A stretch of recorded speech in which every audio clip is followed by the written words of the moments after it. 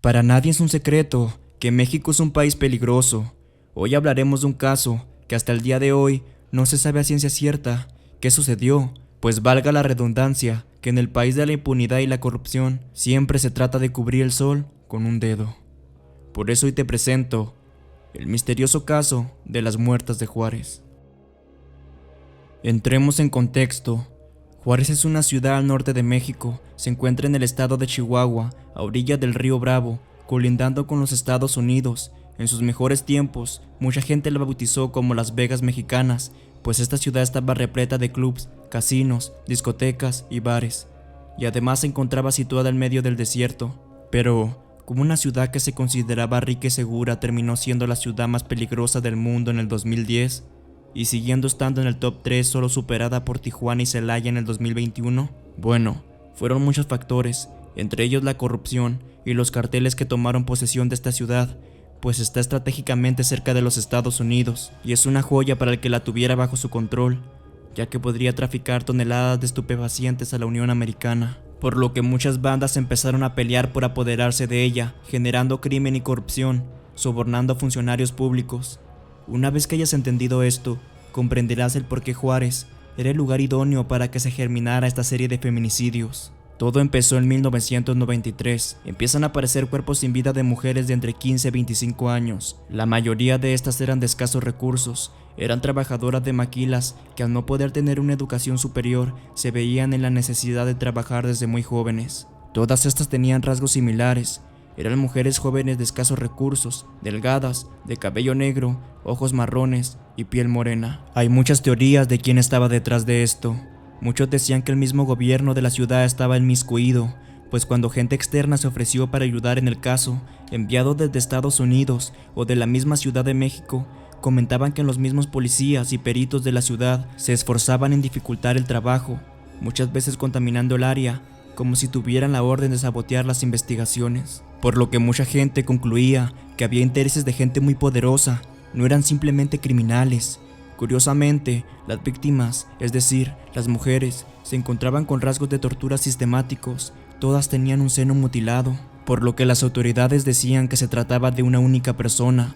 Se hablaba de un asesino serial que estaba detrás de todo esto, por lo que los locales de la ciudad no tardaron en ponerle un nombre: el Chacal de Ciudad Juárez. Pero ¿de quién se podría tratar? ¿Quién podría estar detrás de todo esto? Las autoridades de la ciudad no tardaron en inculpar a un hombre llamado Abdel Latif Sharif, un hombre nacido en Egipto que había llegado a México para desempeñarse como químico en una compañía transnacional. Un hombre con un historial de agresiones sexuales a sus espaldas.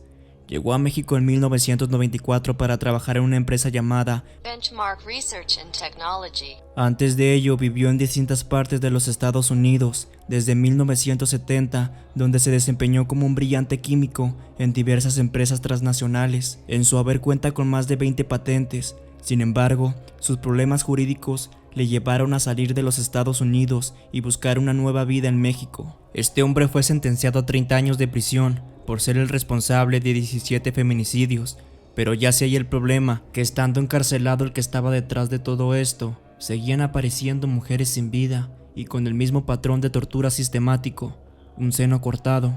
Sharif intentó muchas veces demostrar su inocencia, sin embargo, las autoridades no podían liberarlo, pues toda la culpa recaía en él, y retractarse y liberarlo haría que toda la gente se les viniera encima. Sin embargo, las muertes no se detuvieron, y en 2001 se detuvo a dos posibles responsables. Se trataba de dos choferes que trabajaban en una maquiladora, Víctor García Uribe y Gustavo González, acusados de abusar y quitarle la vida a 8 mujeres. Ellos trataron de demostrar su inocencia, pero tampoco los liberaron, teniendo el mismo destino que Sharif. Mucho se dice de estos dos hombres, pues se especula que los torturaron para decir que trabajaban para Sharif, pero uno de ellos se negó. Este era Gustavo González. Casi al momento de comprobar su inocencia, muere misteriosamente en su celda, y después de un tiempo el abogado que llevaba su caso es casualmente asesinado también.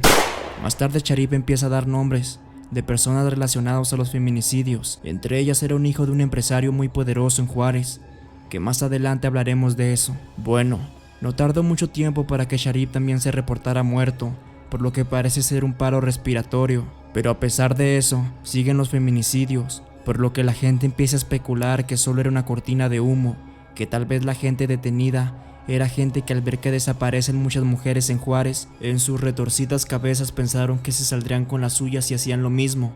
Total, falsos imitadores, que el verdadero o los verdaderos responsables siguen sueltos, y que se trataba de personas que pertenecían a familias muy poderosas en Juárez, ya que la teoría definitiva que se dice en Juárez y que muchas personas afirman como cierta, y ser testigos de eso tanto taxistas como ex policías, es que las mujeres eran usadas en una red de trata de blancas, usadas para grabar videos snuff que se distribuían por todo el mundo, o por efecto, eran vendidas a los mejores postores que llegaban a la ciudad, entre ellos gringos, asiáticos y gente de Europa, que llegaban a cumplir sus mayores y retorcidas fantasías, y una vez que las mujeres ya no les servían, eran tiradas en zonas poco transitadas de la ciudad o enterradas en el desierto de Chihuahua.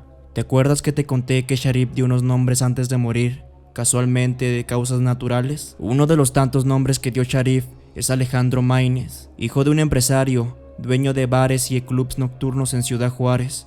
Sin embargo, la policía nunca interrogó a Maínez, y vaya sorpresa que este sujeto muchos años después es buscado por el gobierno mexicano por comprobarle que asesinó a 2 mujeres, pero su número de víctimas se estima en 50 mujeres. Como debes imaginar, un nido de corrupción para que no se tocara a estas personas, porque muchas de ellas eran hijos de gente muy importante en Ciudad Juárez. Muchos de ellos siguen libres y tienen poder político y empresarial muy influyente en la actualidad. En este canal se reservarán los nombres de quienes se sospecha que están en la lista de Sharif, pero si eres de Juárez, debes de saber de quién se rumora que también tuvieron algo que ver. A grandes rasgos eso es lo que rodea el misterioso caso de las muertas de Juárez. Un nido de corrupción e impunidad que tardaría cientos de videos en hablar del tema y hablar de las víctimas y personas que fueron afectadas por este incidente, que hasta el día de hoy siguen con la fe de poder ver a sus familiares desaparecidos. Si te gustó el video puedes suscribirte para que no te pierdas cuando suba uno nuevo. Sin más que decir, nos vemos. Bye.